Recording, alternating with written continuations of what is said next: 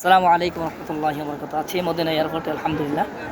বাংলাদেশ থেকে আগত সম্মানিত যাত্রীগণ গাইড সুগাস ঢাকা হজ কাফেলার আমাদের আগস্টের প্রথম কাফেলা।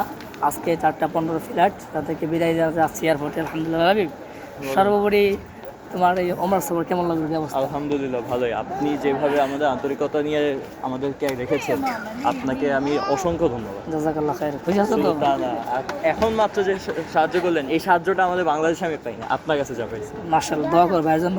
নেক্সট টাইম ওমরা আসলে ভাইয়ের সাথে যোগাযোগ করবা, ঠিক আছে? সমস্যা ইনশাআল্লাহ। ইনশাআল্লাহ। আর আমি যতটুকু চেষ্টা করছি এটা আন্তরিকভাবেই করছি। দোয়া করি ইনশাআল্লাহ।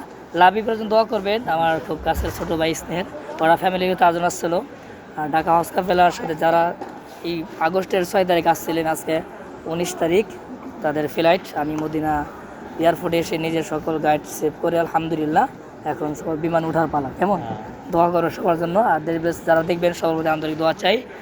মক্কা প্লাস মদিনা হাজিদের সার্বিক গাইড নিয়ে কাজ করতেছি। আল্লাহ যেন খেদমত কবুল করেন। আমিন। আসসালামু আলাইকুম রহমতুল্লাহি ওয়া বারাকাতুহু।